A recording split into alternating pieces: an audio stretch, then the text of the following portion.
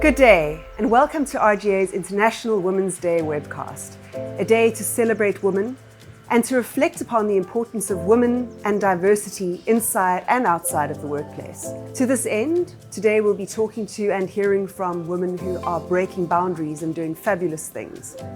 First up, we have Elke Gautam, who's EVP Global Operations for RGA and President and CEO of RGA Canada. Happy International Women's Day, a day when we celebrate the incredible achievements of women, but also an opportunity to share our stories, and this is mine. My career with RGA spans well over 20 years, and in those early days, the insurance industry was traditionally male, and actuarial expertise dominated. As a woman and an accountant, I came in feeling somewhat like an underdog, questioning what could I contribute. And if you couple that with my cultural upbringing, I was raised in a very traditional East Indian household, much like other Asian households, where respect for elders, respect for authority, and often deference to elders and authority were baseline values. I had to build the confidence that my voice was equally important, that my perspective and experience brought high value to the table, that I could actually make a big difference.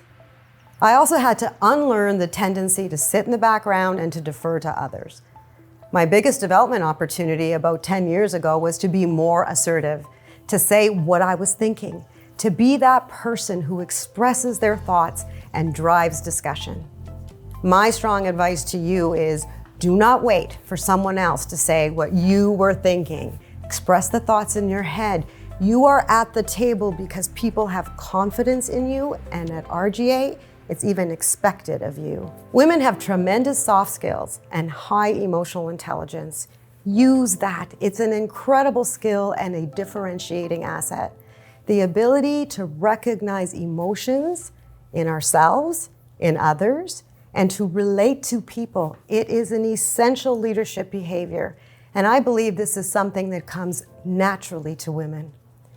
Women are nurturers. We are empathetic. We are good listeners, and we value teamwork. We offer better conflict resolution. That's because we're natural peacemakers and more sensitive to the possibility that there could be a problem. And we'll often sit there and help everyone work through the issues through to resolution.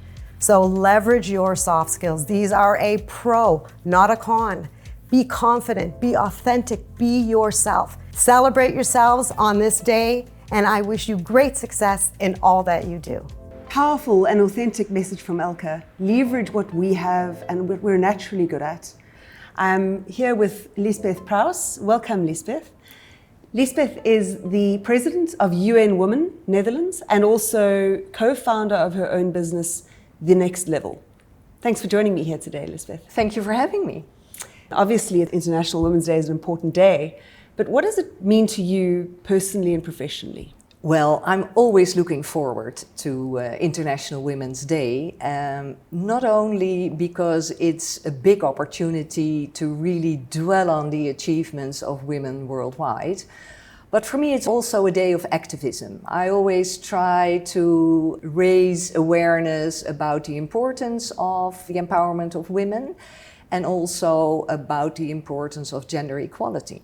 So it's celebrating the achievements, but also a day of activism. Yeah. I sometimes ask myself, why is it still necessary to celebrate International Women's Day? Because if we look at the Netherlands, we have achieved a lot. But if you look at the global level, there is still a lot to gain. And you only have to look at the situation of women and girls in Afghanistan at the moment, or in Iran, or closer to home, all the violence against women during the war in the Ukraine. And that's really devastating stories. And I can see you've got an absolute passion for what you do at UN Women. So tell us a little bit about the exact mission of UN Women Netherlands. Yeah. UN Women is the United Nations entity dedicated to gender equality and the empowerment of women. And as a national committee in the Netherlands, our mandate is threefold. We do fundraising for the global work of UN Women. We campaign in the Netherlands to improve women's rights here at home. And the last thing we do is uniting all different stakeholders. That could be civil society, corporates, NGOs. What can corporates do to help the cause? The corporates are the biggest platform for change. This is not something doing good for women. It is doing good for your company if you involve half of the world population. Yeah. And as UN Women, we have our own sustainable development goal. It's number 5. It's called gender equality. We really have to look through the gender lens to be able to attain all those other SDGs. So that's really a big and important message. You cannot leave out women and girls if you want to achieve the Sustainable Development Goals in 2030. Absolutely. It's really time to stop talking and take action. Yeah, it's not only a woman thing; it's a society thing. It's a men and women thing. Definitely, and that's one of my other main messages, that we need men and boys to get involved as well. It is not a female problem. Absolutely, it's a boardroom issue. We need to involve men and boys, and stop seeing it as our problem, because it's not. And I understand the Netherlands is 6th in the world from a gender equality perspective. Tell us a little bit about some of the differences that you see between, the work that you do at UN Women for the Netherlands versus maybe some of your other colleagues that focus on other countries where there's less progress. Yeah.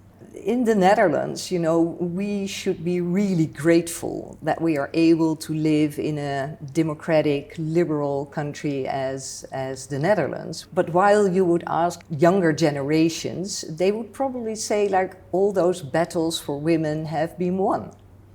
Yeah. But me, coming from the 60s, 70s, 80s, we know all too well how complex living in a male-dominant society is. The unfortunate fact is that women do not receive equal pay compared to men.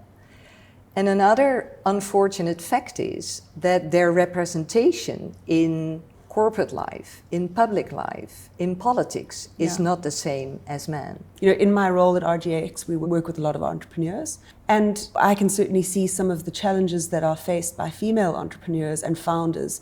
Aside from your role at UN Women, you're also a co-founder. So you've seen firsthand, I'm sure, Lisbeth. Oh yes, definitely. We need another webcast to really deal with that matter. To go into it. Yeah. Okay. On that note, let's take a look at this clip of an interview that I conducted while I was in South Africa a few weeks ago with an incredibly powerful young woman by the name of Kimberly Taylor. She started her business, I think she was probably 21 or 22. But let's take a look. Welcome, Kim. And tell us a little bit more about Loop. I believe it's a disruptor across the African continent, and you've won numerous awards. Tell me a little bit more.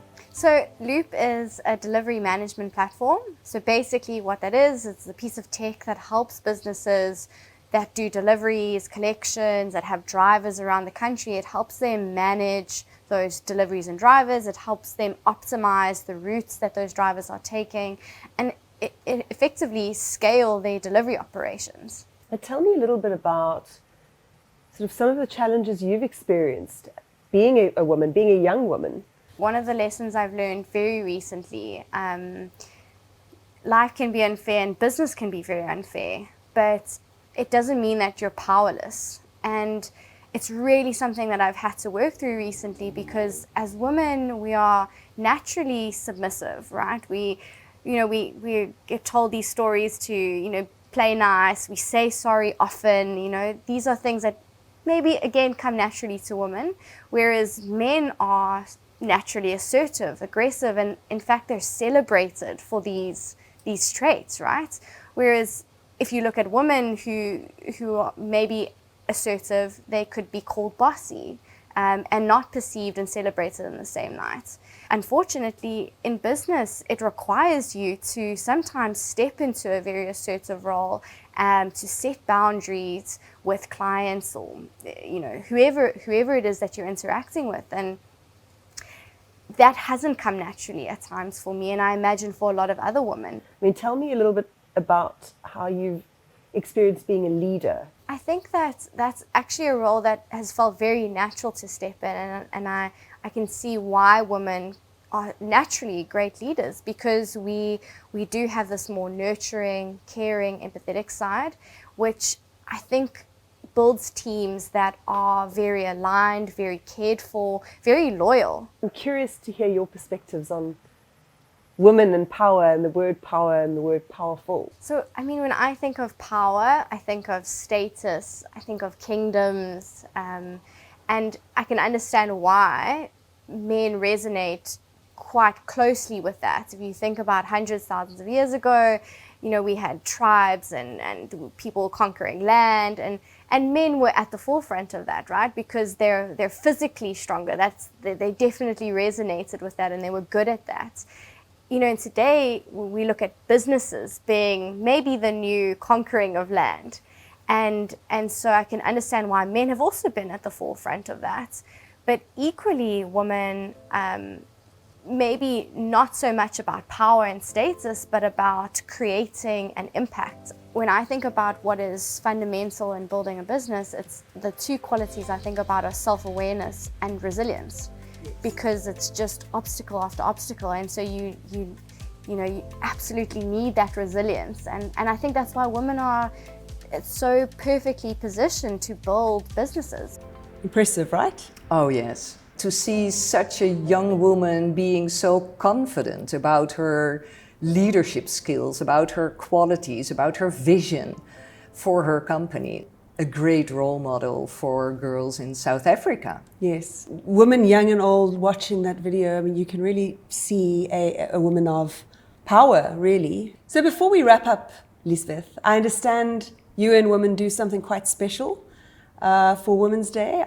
Yeah, that's true. I actually had to get up really early this morning because since 9 years we collaborate internationally with international stock exchanges. I went this morning to the Euronext here in Amsterdam, and we always organize the gong ceremony, officially called the Ring the Bell for Gender Equality. So we had this full morning of panelists, of inspirational talks, and focusing on the achievements of women in the workplace and in the marketplace and in their communities. Focusing on the importance of corporates to achieve gender equality worldwide, because great examples already have been achieved. That's a great way to celebrate, Lisbeth. Next time, I'd love an invite. So next year, maybe we do the webcast at the Euronext. How about that? It's a deal. Okay. So thank you, Lisbeth. I've really learned a lot today about you and women, about women. Thank you very much for all your insights. And thank you very much to our partners and our clients watching today. To those of you who are women, happy Women's Day. Enjoy the day and celebrate large. And to those of you that are men, thank you for your support. And remember that investing in women is investing in the future.